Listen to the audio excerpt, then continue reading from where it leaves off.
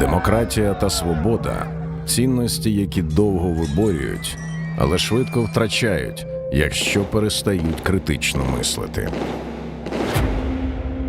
В сердце, в сознании людей Крым всегда был и остается неотъемлемой частью России. Німецьке населення області Судет було і залишається німцями. На Украине живут и будут жить миллионы русских людей, и Россия всегда будет защищать их интересы. Більше мільйона людей з німецькою кров'ю опинилися за кордонами своєї батьківщини.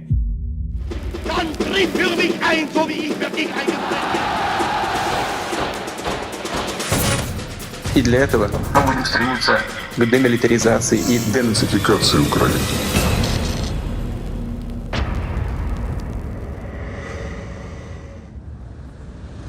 Наші історії починаються з моменту народження.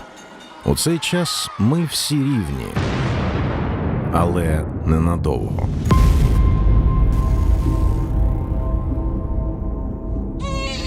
У цьому будинку в Австрії народжується дитя. Його батьки ще не знають, що саме він стане найвідомішим правителем ХХ століття. Він увійде в історію. Це плід кохання Клари Гітлер та її рідного дядька. Назвуть новонародженого Адольф. Це майбутній диктатор. Я прийшов у цей світ не для того, щоб зробити людей кращими, а для того, щоб використовувати їх слабкості. А це інше народження. Цього малюка назвуть Володимир. Володимир увійде в історію теж як диктатор. Та як перший в історії президент, на якого буде виданий ордер на арешт Міжнародним судом. Володимир Путін – той, хто захоче переписати історію, а насправді просто вляпається в неї. Он фармазон, он пьет одно стаканом красное вино. Два світи. Дві долі. 66 років між тим, як вони отримують владу. 66 років між намаганням створити третій Рим. Чи стане людина диктатором, це залежить від того, чи суспільство, в якому вона живе, дозволить йому стати диктатором чи ні. Для цього потрібно населення, яке боїться своєї власної тіні. Атомізовані люди не спроможні об'єднуватися не просто в політичні партії, а по троє на вулиці, як в Росії. Отже, не спроможні чинити опір диктатурі тоталітарній, яка насувається на них і забирає в них права і свободи. Путін та Гітлер виростали без належної любові. Як Адольф, так і Володимир часто зазнавали жорстоких покарань від батьків. У меня было самое главное. Я был окружен любовью родителей. Они меня любили, я это знал, я это чувствовал. Насправді це брехня. Путін-старший часто бив Володимира. Батько Путіна служив в каральному батальйоні НКВС, а тому він фізичне насилля вважав за норму. Він був доволі жорстоким і суворим чоловіком, майже домашнім тираном. Тому, якщо ви хочете, щоб дитина росла природною, нормальною, психічно здоровою людиною, треба замислитися, чи варто бити дітей. Відносини з однолітками також були вкрай складні. Обох хлопців били, не приймали до дитячих груп, давали принизливі прізвиська. Так, наприклад, Путіна називали «окурок». Володя намалював якось кота. Кота спиною до всіх. Він, як цей кіт, хотів бути спиною до всіх, ховати свої таємниці. Я бачив своїми очима кілька малюнків Путіна з його так званих робочих зошитів. З точки зору психоаналізу, то там звичайні прояви психопатії. Тобто є кілька маркерів, які вказують на наявність психопатичних рис. Це егоцентризм, егоїзм, це не бачення навколо нікого, окрім себе. Это вам на память. Завітайте на сайт Samsung та виберіть собі надійного AI-компаньйона. Адольф теж малював. Якщо Путін – це мистецтво мінімалізму, то Гітлер був пейзажистом. Але старший Гітлер хотів, щоб син його наслідував у всьому і став митником. Та Аді був проти цього, через що його жорстоко карали. Його били, а він біг у монастирський хор і служив пастору під час меси. Це було суворе, жорстке виховання на рівні дисципліни з елементами дресури. Тобто жодних сентиментів, ніяких там якихось слізливих стосунків. Ні. Це було жорстоке, солдафонське можна назвати виховання. Це була доктрина тодішньої педагогіки взагалі. Таке виховання травмує особистість, вона знешкоджує особистість. Попри відлюдність, Путін завжди хотів здаватися нахабним дворовим пацаном, небезпечним, хитрим і безмежно сильним. Еще 50 лет назад Ленинградская улица меня научила одному правилу. Если драка неизбежна, бить надо первым. Нагадаємо, частіше били Путіна. Саме тому він записався у секцію самбо і навіть згодом став чемпіоном Ленінграду. І все це заради єдиної мети – помститися усім, хто його хоча б якось скривдив. Загноблені, недолюблені хлопці змалечку засвоїли. Насильство – це норма життя. Кожен сам за себе. Головне – вижити. Для того, щоб уникнути побиття, діти намагаються постійно брехати, маніпулювати, для того, щоб досягти конкретної мети, тобто уникнути побиття. Постійна брехня і маніпулювання породжує в дитини упевненість в тому і навіть переконання в тому, що це є норма поведінки. Після смерті батька Адольф постійно малював, але дарма. Мистецтво Гітлера не було визнане. Йому двічі відмовили на іспитах у Віденській академії образотворчого мистецтва. У Гітлера насправді були дуже слабкі і, я б навіть сказав, ніякі портрети. У зв'язку з тим, що тут збігаються два чинники. Адольф Гітлер не любив людей взагалі, не тільки конкретно якусь особину. Він взагалі людство не любив. По-друге, він погано вчився, бо у нього не було здатності до навчання. Він не знав просто-напросто анатомії і законів побудови портретів, портретології взагалі. А от Володимир Путін обрав інший шлях, йдучи по слідах свого батька та діда Спиридона Івановича Путіна. А правда, что ваш дед знал Ленина? Да, он поваром у него работал. Сначала у Ленина, а потом у Сталина. В одной из подмосковных дач в Горках.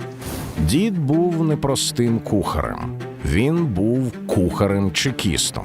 Інакше його не допустили б до столу лідерів, особливо до параноїка Сталіна, який панічно боявся отруєння. Неймовірно, але Спиридон Іванович пережив Леніна, Сталіна і навіть жодного разу не потрапив під маховик репресій. Можливо, це заклало основи любові Путіна до харизматичних кухарів. Последние годы дед работал в Ильинском. Там был дом отдыха Московского горкома партии. Он КПСС. Он там дорабатывал и после выхода на пенсию там и жил. На этой территории, там квартирка какая-то была небольшая, он там и жил. Про чекіста Спиридона Путіна, який був поваром Леніна і Сталіна, Володя Путін не міг не згадати, коли навчався. Саме це і відкрило йому двері до комітету. На 4-му курсі Ленінградського університету він став неофіційним інформатором КДБ, отримавши прізвисько «Моль». Я думаю, що всі ми наразі дуже мало знаємо реально про того Путіна, який був насправді, і про всю його сім'ю. І дізнаємося ми про це, мабуть, якщо будуть збережені і відкриті архіви, коли вийде строк засекреченості цих матеріалів. Отже, якщо у вас є сусід, що малює картини, він самбіст, а дід його колишній КДБшник, перед вами потенційний диктатор. Гітлер і Путін належать до одного психотипу. Це психопатія, яка сполучається з садизмом який сполучається з нарцисизмом. От така темна тріада. Ці люди здатні до самодисциплінованості. І в повсякденному житті вони, в принципі, поводять себе соціально прийманно. Тобто так, щоб не виділятися серед інших. Але вони чекають свого часу. І коли настає їх час, то тоді вся ця тріада, весь букет – садизм, нарцисизм, психопатія – починають реалізовуватись в повній мірі. Харизматичний оратор може виявитися пастором деструктивної церкви і вбити сотні людей. Зрівняти з землею багатотисячні міста, розв'язати світову війну і втопити у крові мільйони людей.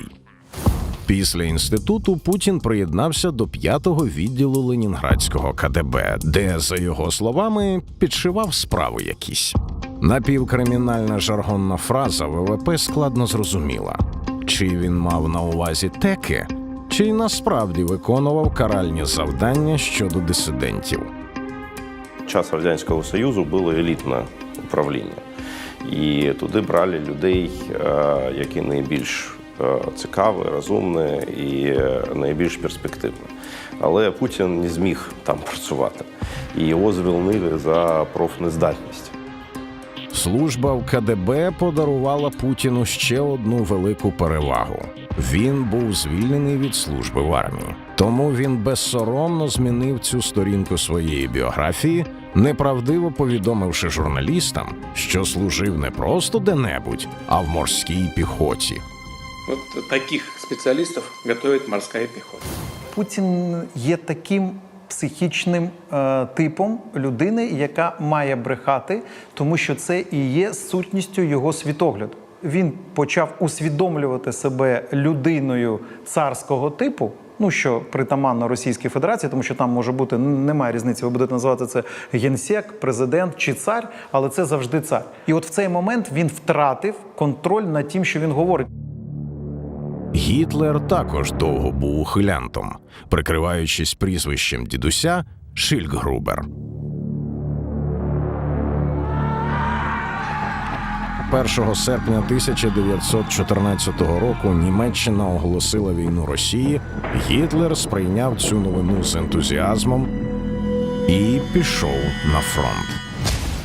Він від початку геть не був ані патріотом, ані Гітлером, ані нацистом. Він був звичайною людиною, хлопцем, який хотів жити. І пішов до війська вже тоді, коли вже не йти просто не міг. Вимушено. Все. В подальшому з цього робили якусь гарну картину.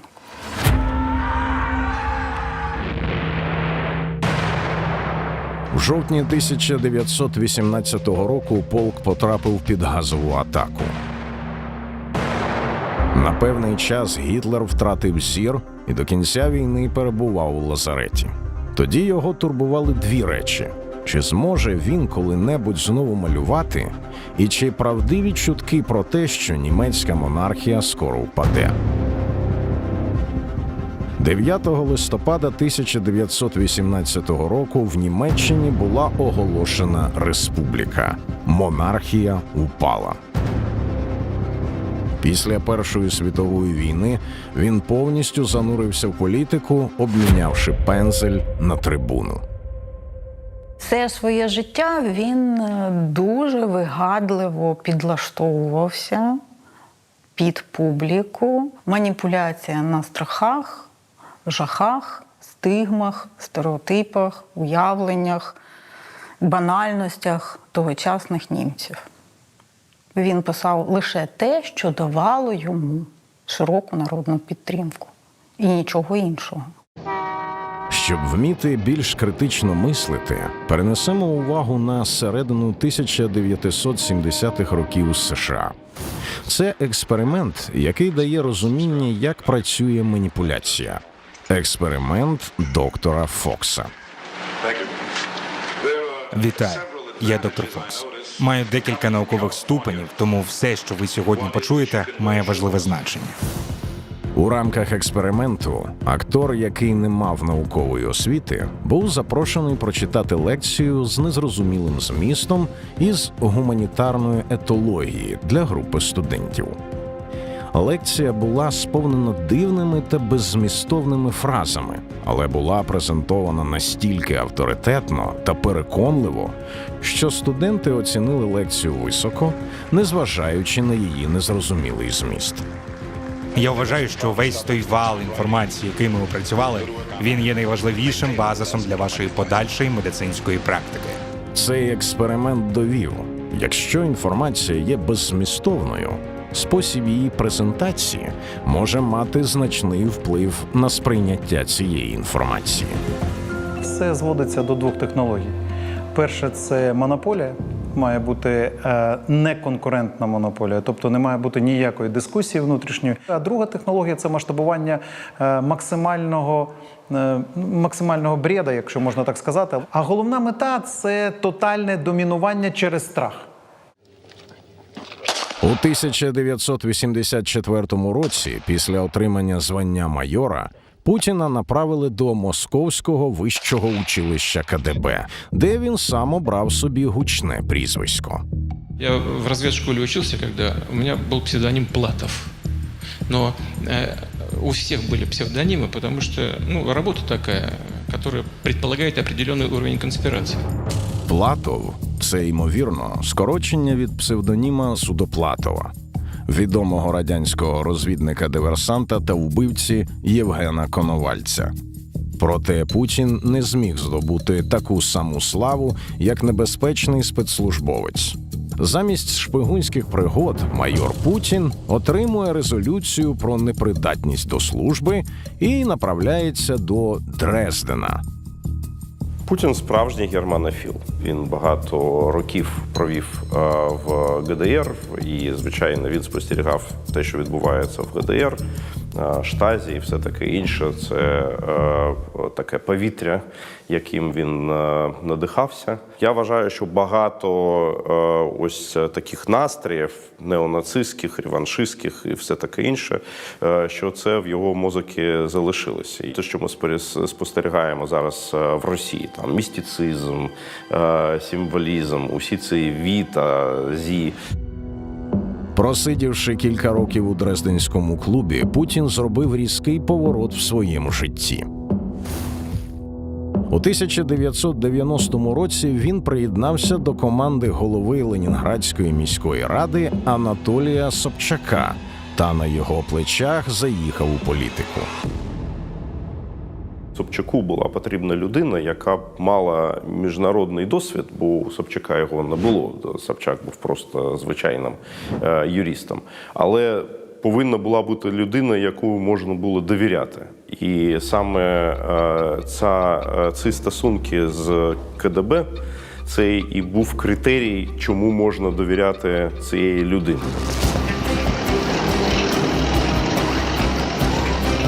Розпад СРСР та всієї встановленої вертикалі влади відбувався на очах Путіна.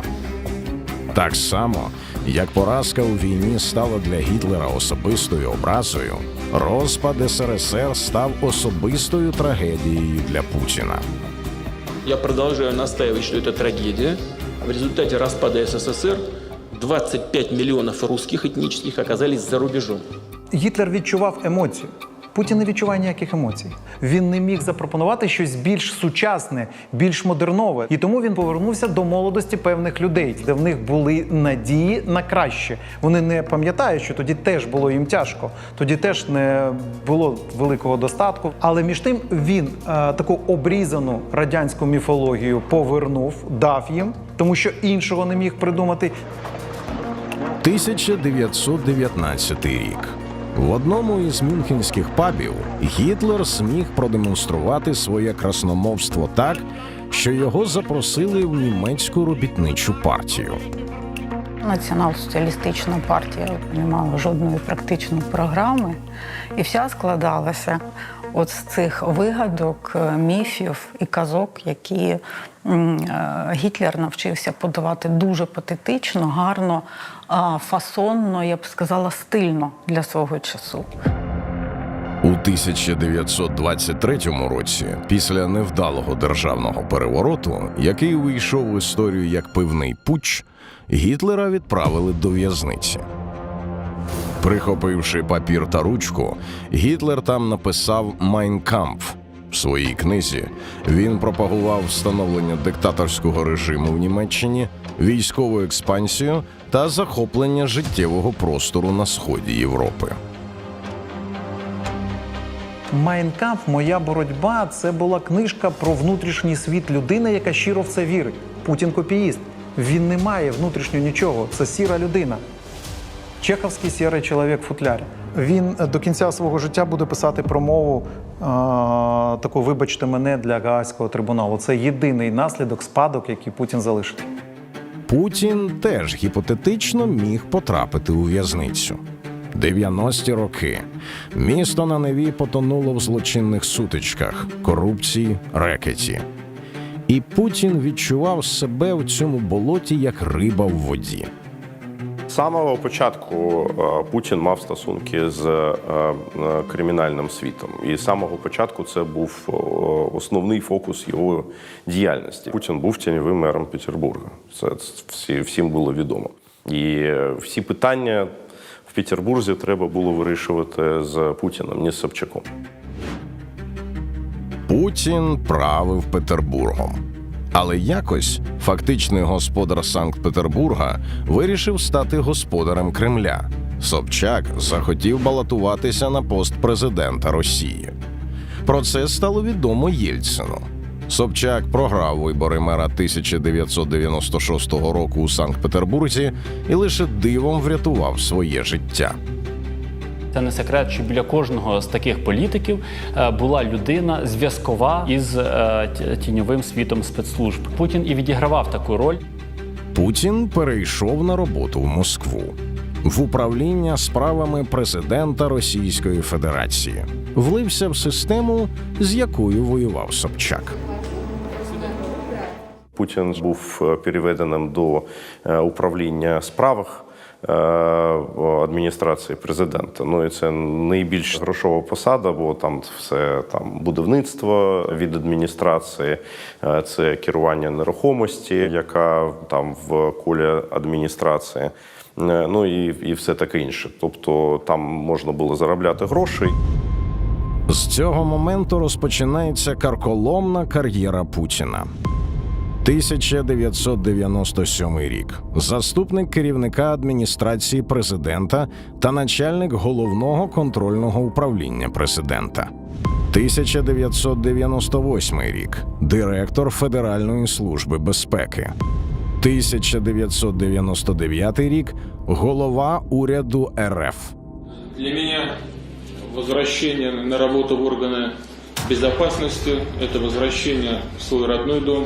Путін взявся як перехідна фігура, на яку ніхто не покладав жодних дальніх надій. Але основну роль в цьому відіграла те, що не міг передбачити ніхто. Путін сподобався населенню. Фантастично сподобався населенню.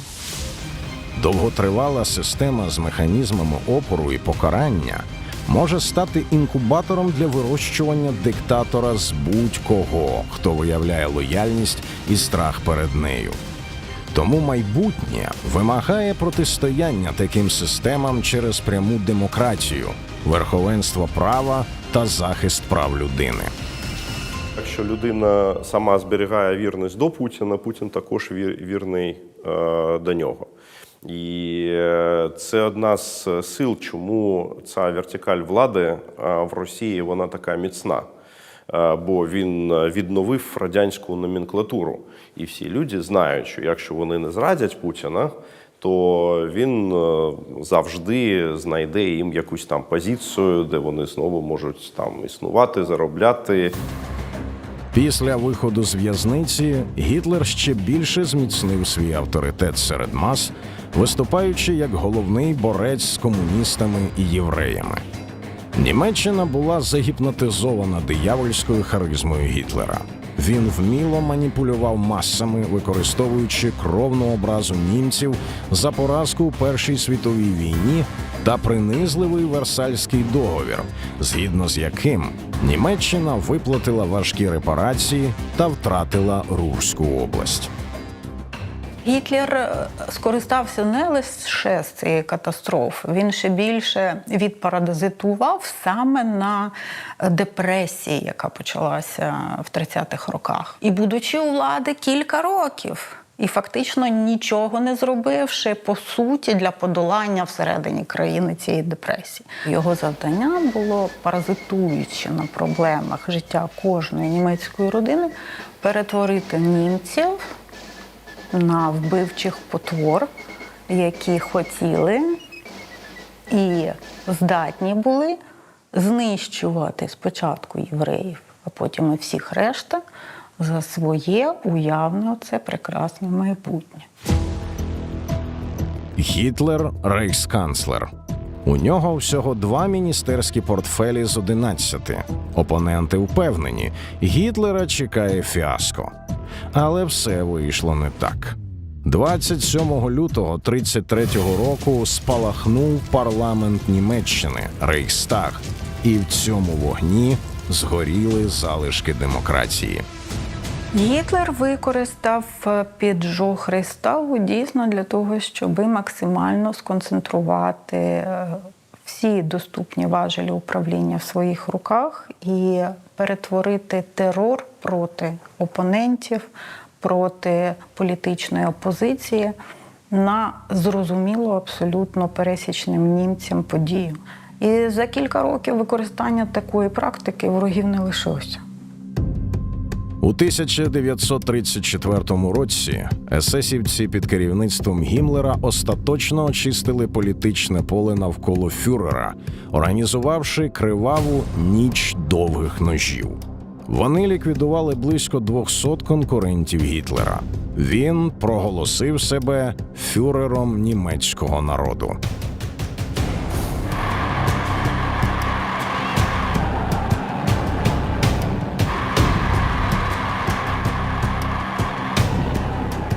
Він перетворював людей на абсолютно непритомних інтелектуально фанатиків. На тих, які при заході радянських військ просто позбавляли себе життя на лавочках в парках разом із своїми дітьми.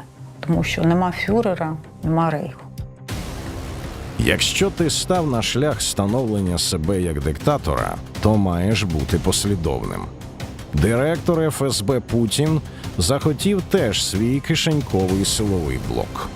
У 1998 році він створив Центр спеціального призначення, об'єднавши в один кулак спецназ «Альфа» – антитерор, спецназ «Вимпел» – професійні диверсанти та УСО – управління спеціальних операцій.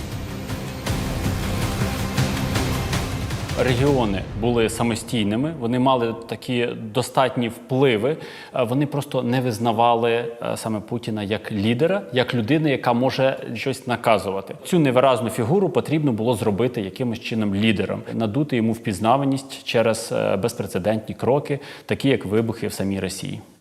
Саме цій структурі приписують вибухи будинків у Москві та інших містах Росії. Кровопускание, так же, как и приток новой крови, это всегда полезный процесс. Для Путіна це було дуже важливо, бо він повинен був виглядати всередині країни, всередині Росії, як альфа-самець, як лідер, який переможець. 31 грудня 1999 року президент Єльцин у своєму передноворічному зверненні оголосив про свою відставку і призначив Путіна своїм наступником. Сегодня, в последний день уходящего века, я ухожу в отставку. У березні 2000 року Путін був обраний на пост президента Російської Федерації. Головний запит пана Єльцина і його родини був захист їх особисто та їх активів. І була потрібна людина, яка була достатньо потужною і достатньо вірною. Це одна з таких дуже важливих рис у пана Путіна, це його вірність, це його понятійність. Отже, дві паралельні реальності. 66 років розділяє дві історичні паралелі – поява двох диктаторів у владі. У владі, за яку вони будуть битись до смерті. Клянусь, при осуществлении полномочий президента Российской Федерации уважать и охранять права и свободы человека и гражданина, соблюдать и защищать Конституцию Российской Федерации.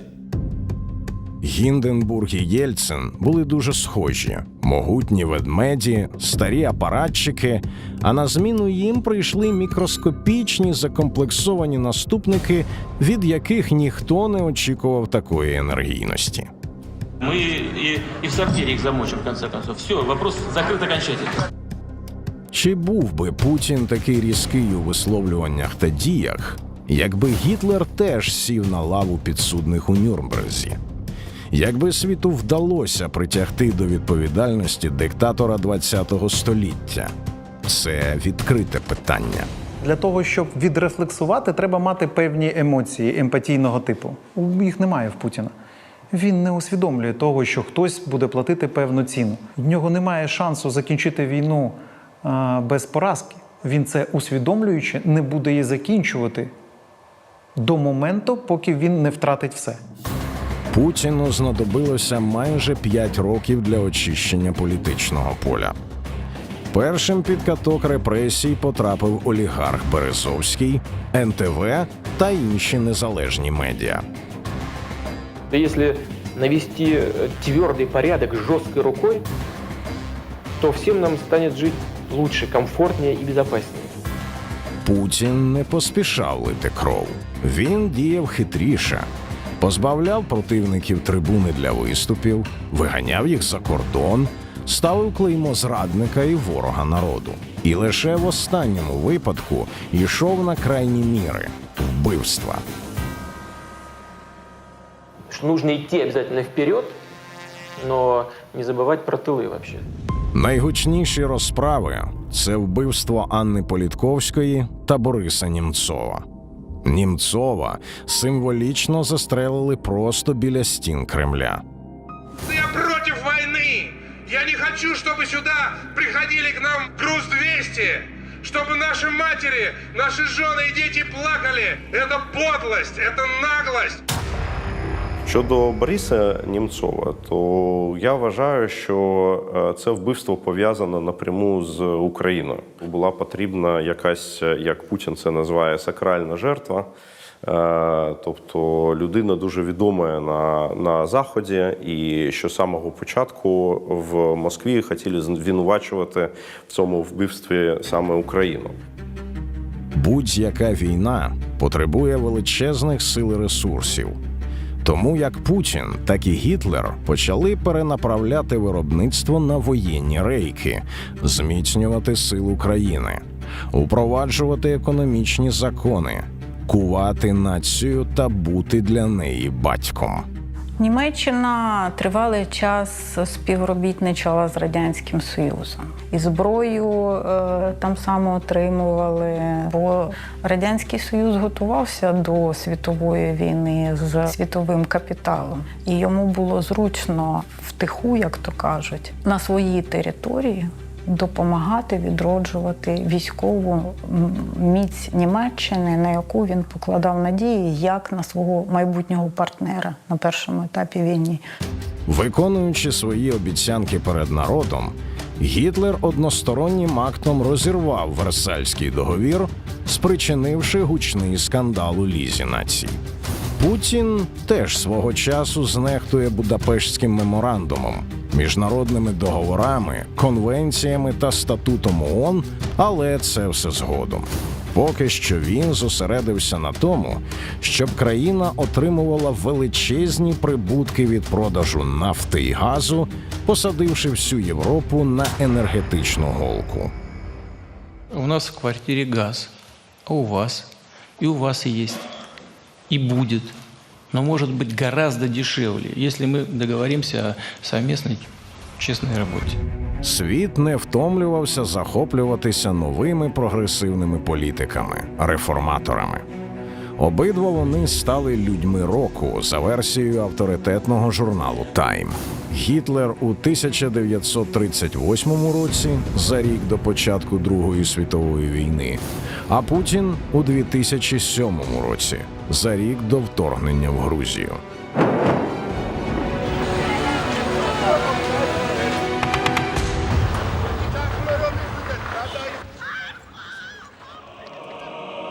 Як Гітлер, так і Путін вигадали свої духовні скрепи – релігійна маячня, що ґрунтується на найабсурдніших постулатах. Чим менш зрозумілі, тим краще.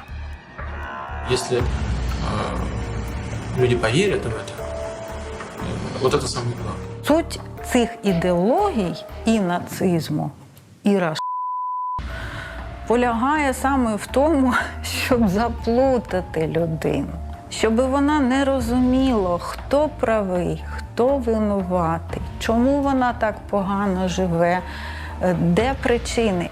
І головне, не шукати їх у собі, навчити людину бути звіром, повернути її у вимір отих диких вікінгів, які, напившись відвару з мухоморів, йшли рубати будь-кого, кого зустрічали на своєму шляху, не розуміючи, що і заради чого вони роблять. Коммунистическая идеология, она очень сродни христианству на самом деле. Свобода, братство, равенство.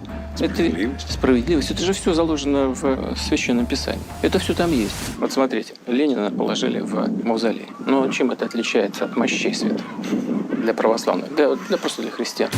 У свою чергу, росіяни моляться перед церковними іконами, вклоняються комуністичним лідерам і зробили з 9 травня священне свято танків, бомб і загальної ненависті до минулого. Це і є концепція так званого російського народу. Вони можуть існувати у вакуумі, вони не можуть існувати в конкурентному середовищі. Вони є нащадками не європейської цивілізації, а нащадками цієї кочової цивілізації. Вони хочуть так далі жити. Це варвари класичного типу. Карго, культи і сплетіння вірувань, ідеологічна маячня – ознаки диктаторського впливу, що замулює розум ілюзіями. Критичне мислення є протиотрутою. По центру принятия решений! Крейсер вам по городам врага! Установивши загальний контроль і перетворивши населення на покірне стадо, Гітлер і Путін перейшли від теорії до практики. Гітлер ввів війська в Саарську область та демілітаризовану зону Рейну, які Німеччина втратила після Першої світової війни. А Путін напав на Грузію. Ми бачили провокацію, яка в один повторює всі технології, які до цього застосовувала Російська Федерація, які так само вони змавпували з нацистської Німеччини. Росії було легше маніпулювати внутрішніми протиріччями в державах, які тільки ставали на ноги, і де центральна влада іще не була такою сильною. І саме з допомогою таких гібридних впливів Росія і влізала, і намагалася дестабілізувати ситуацію всередині. Однією з важливих причин цих агресивних дій диктаторів була перевірка реакції світу. Реакція світу виявилась слабкою. Гітлера засудили в Лізі націй, Путіна – в ООН. І це все. Завдання колективного Путіна полягало в тому, щоб повернути Росію в тоталітарне минуле. В 2014 році вони стали на шлях абсолютного консервативного розвороту. Вони спробували своє населення. Населення підтвердило оцей тоталітарний консенсус. І все. Далі система пішла по накатанні. На деякий час, задовольнивши свої хижі амбіції, Гітлер і Путін знову вирішили зіграти роль голубів миру, аби повернути симпатію світової громадськості. Вони організували грандіозне свято примирення – Олімпійські ігри. Я вітаю змагання у Берліні. Святкування 11-х Олімпійських ігор оголошую відкритим.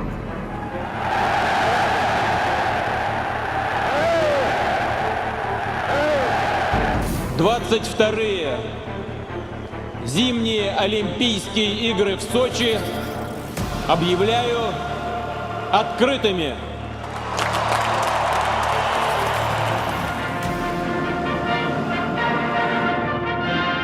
Як Німеччина, так і Росія стали переможцями власних олімпіад. Але це була перемога не спортсменів, а тріумф диктаторів. Сочинська олімпіада проходила в 14 кілометрах від окупованої Грузії. А в Криму висаджувався російський десант під легендою «Зелені чоловічки». Всі вважали, що ми в зоні і в сфері інтересів Російської Федерації. І ніхто не втручався. Російська Федерація була інтегрована активно, вона сприймалась партнерською і, безумовно, їй дозволялось домінувати в цьому просторі. А чому? А тому, що коли в 91-му все розпадалось, то замість того, щоб будувати дійсно незалежну державу, ми все ще залишались так десь посерединці. Після проведення Олімпійських ігор фюрери остаточно зняли маски та відкрили власні справжні обличчя. В нашей стране поворот к тоталитаризму на какой-то период времени возможен. Гітлер провів аншлюз Австрії. Путін анексував Крим. Німецький фюрер окупував частину Чехословаччини. Російський фюрер обрав собі мішенью Донбас, плюнувши на Будапештський меморандум. А с этим государством мы никаких, и в отношении этого государства, мы никаких обязывающих документов не подписывали. Він мав намір просто-напросто пройти Україну, тобто зробити все те саме, як 39-й рік. І потім загрожувати вже решті Східній Європі. Після того, як Азов і наші добровольчі батальйони завдали суттєвого ураження саме тим російським вже кадровим частинам, які були заведені в Україну, росіяни виявили, що насправді українська держава сильніша, ніж вони думали. Гітлер зробив ставку на бліцкриг у війні. Аналогічно Путін планував захопити Київ за 2-3 дні. Мы сейчас один раз бровь поднимем, и Украина поймет все. Возьмем Киев. Це історичний потяг. Він вже йде. Ти можеш стояти, гальмувати його і так далі, але він точно дійде до фіналу. І в цьому фіналі Російської Федерації в такому вигляді не існує. Тому що Росія ніколи не буде сучасною країною, ніколи не буде демократичною країною. Але вона нам дасть певний час для того, щоб світ перебудував систему захисту від неадекватних країн. Германию и Россию объединяет общая история. Вот это я знаю точно. Об этом, мне кажется, мы не имеем права не только забывать, а настало время об этом вспомнить. Це вершина нової російської релігії – храм Збройних сил. Один з основних експонатів у ньому – військовий кітель і військовий кашкет Гітлера. Знаючі люди твердять, що форму фюрера було куплено на чорному аукціоні за великі гроші за особистим наказом Путіна. Все те, кто будет приходить сюда, будут вспоминать о прошлых подвигах и готовиться к будущему. Уявити собі в світі, що реально кітель і фуражку Гітлера можна привезти в храм, тобто будинок Бога живого, і покласти. Це означає перетворити цей храм просто на язичницьке капіще. А яку функцію відіграє цей кашкет? Це ікона? А ікони зі Сталіним поруч – це що?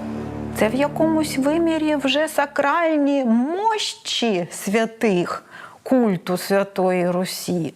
Таке питання, а Бог хто? Он очень психически больной человек. Врачи, санитары, уколы с утра до вечера. Вот что нужно. Он хочет править нами вечно, пока не умрет Россия. Історії Гітлера та Путіна – це історії потенційного художника та самбіста, які, на жаль, стали кривавими диктаторами, винними в геноциді мільйонів. Щоби ніколи більше в світі не народився фюрер 3.0, світ має, по-перше, об'єднати свої зусилля і подолати цього. По-друге, він має об'єднати зусилля і провести показовий, глобальний процес над цим конкретно Путіним і над колективним Путіним. Світ повинен виключити формулу створення куміра, ідеалів. Сильна глобальна правоохоронна система і абсолютне покарання конкретних кримінальних злочинів. Не більше, але не менше. Всьому світу треба було бути б українцем, єдиним великим українцем. Двох фюрерів розділяє у часі 66 років, коли вони отримали абсолютну владу. Історія достатньо провела паралельних ліній. Час ставити крапку. Якщо одному стало духу вкоротити собі життя, то Путін, патологічний боягуз, сяде на лаву підсудних.